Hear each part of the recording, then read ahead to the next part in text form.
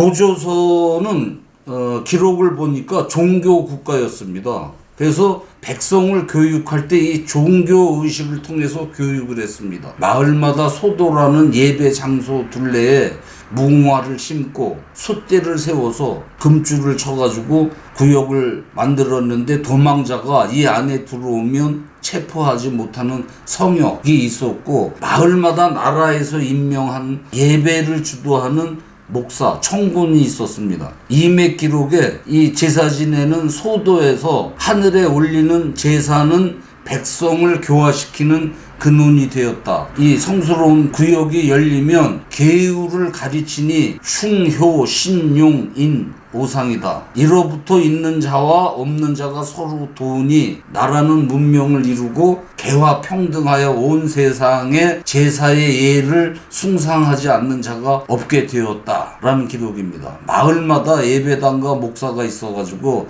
때마다 제사 지내면서 그때마다 계율 공부를 했다는 겁니다. 이 마을 목사는 군사 학교를 방불케 하는 교육을 받은 사람들입니다.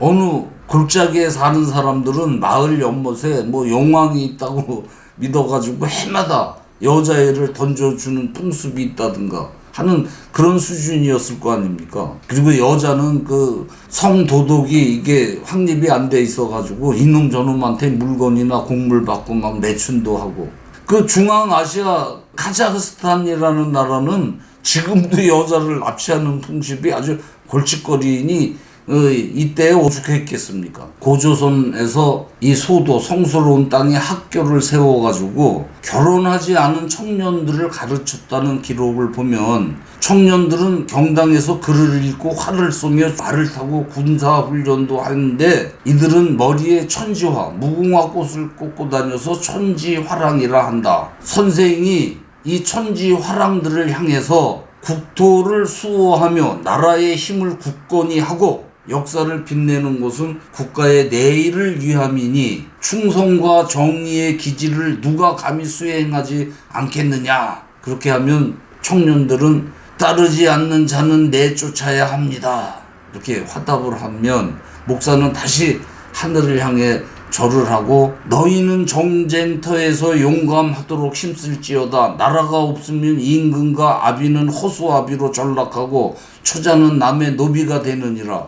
주권 없이 사는 것보다 죽음으로 나라를 보존하는 것이 나으니라. 이제 나를 비우고 희생하는 기품을 일으켜 하면 청년들은 그것을 외우는 겁니다. 이 전통은 신라시대 화랑으로 이어집니다. 이렇게 교육된 목사가 마을 지도자로 부임해가지고 사람들을 교육하는데, 당시 당군, 그러니까 임금이 국민을 교육하는 방법도 같습니다.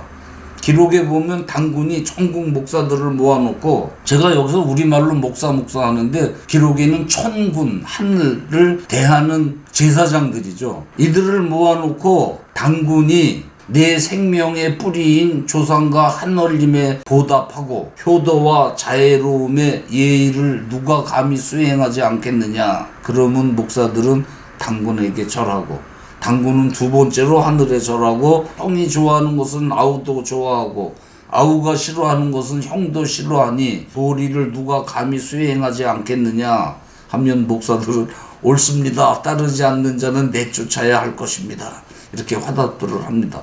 그리고 목사들은 마을에 돌아와서 당군이 자기네들한테 가르쳤듯이 그대로 주민들을 교육합니다. 윗사람이 겸손하지 않으면 아랫사람이 떠나고, 오른쪽이 불손하면 왼쪽이 이탈하느니 겸손하고 사양하여 서로 존중하여 모든 일에 힘을 합하면 밖으로 다른 나라의 업심 여김을 그치게 하고 안으로 평화로워지게 되리라. 이 의협 정신을 누가 수행하지 않겠느냐 하면 마을 사람들은 옳습니다. 따르지 않는 자는 내쫓아야 할 것입니다. 기록에 이런 교육에 의해서 세속은 순박하고 인정이 두텁고 전쟁에 용감히 나서고 예의 바른 풍속을 이루어 백성이 다 함께 교화에 젖어들었다는 기록입니다. 중국 위나라의 역사서에 환웅의 삼천무리에서 나온 사람들이 태황산에 사는데 고랑이, 고음, 늑대와 같이 있지만 신의 교화로 목욕을 한 듯 사람을 상처낸 적이 없고 사람들은 신을 모독하지 않으려 함부로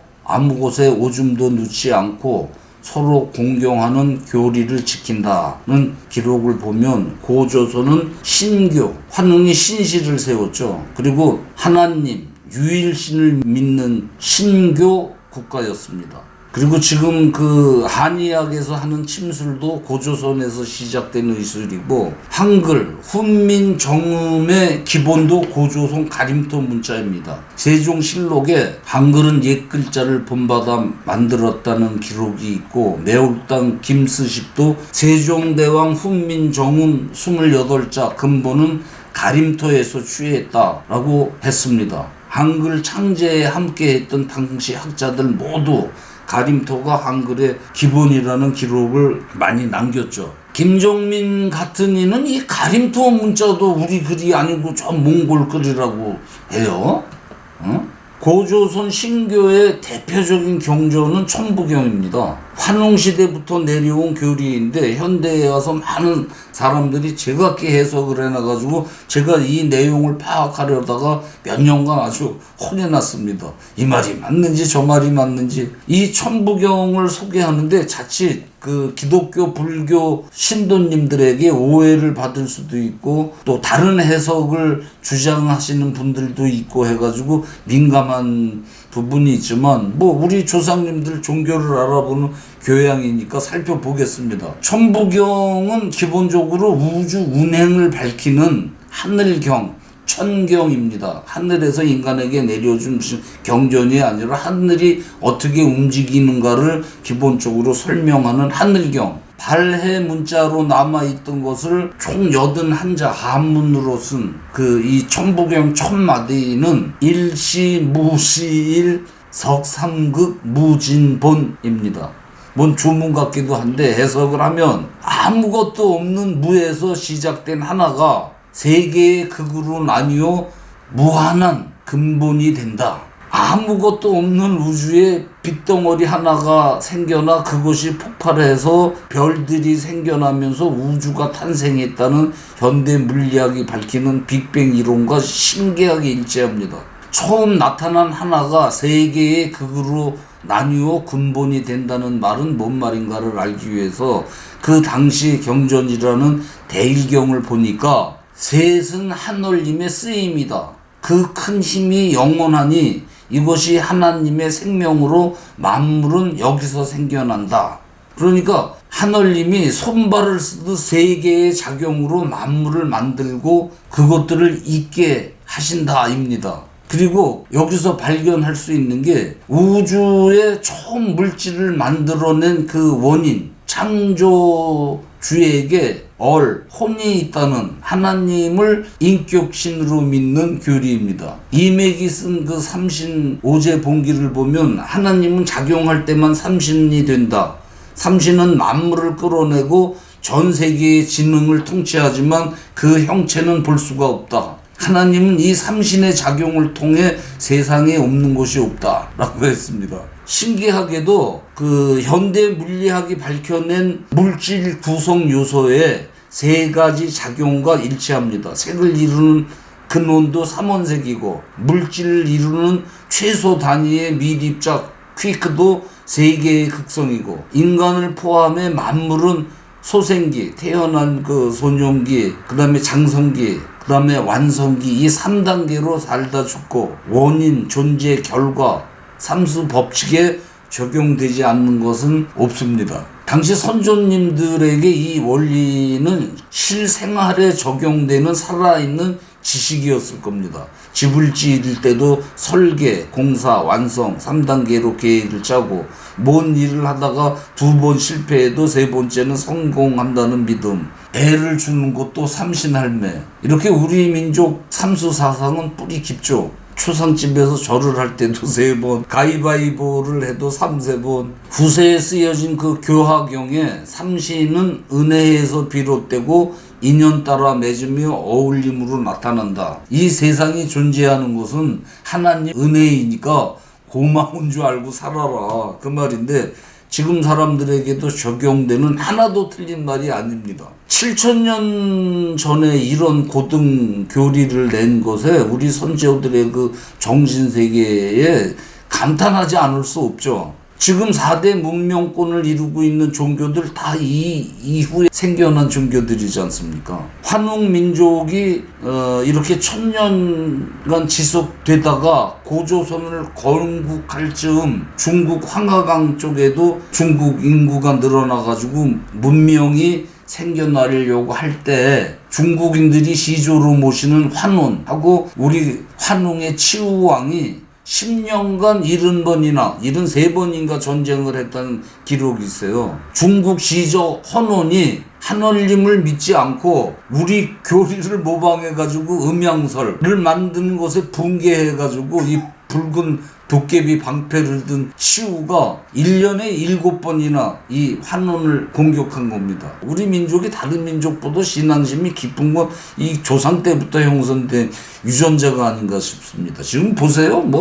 세계에서 종교가 제일 많은 나라예요. 제일 막 와글거리고 신천지, 구원파, 허교주, 공중부양하고 인터넷에서는 그 자칭 몽골 박사라는 이가 이제 별자리 교도 만들려고 그러는 것 같더라고요. 그 신천지에 몰려드는 사람들 보세요. 위험하고 아주 기괴합니다. 이 치우천왕 때 중국 시조가 우리 교리를 모방해서 만든 것이 그 중국 철학 음양이론인데 이게 주나라에 와서 곤모술수를 쓰는 주역이 되고 점쟁이들이 이걸로 사주팔자 점을 치고 있습니다. 사람한테 개, 돼지, 뱀, 쥐, 원숭이 동물을 붙여놓고 성격이 말띠는 어쩌고 이때 소리들을 하면서 이 중국 음양 이론은 종교가 아니라 계산을 하는 철학이고 환웅의 신교는 하나님을 믿는 형이상학적 종교예요. 그 사주팔자 뽑아가지고 점치는 중국 주역을 슈퍼컴퓨터에 놓고 점을 쳐보니까 7만 명 중 1명이 맞는다는 결과가 나왔습니다. 한마디로 수는 엉터리 사기 점술이죠.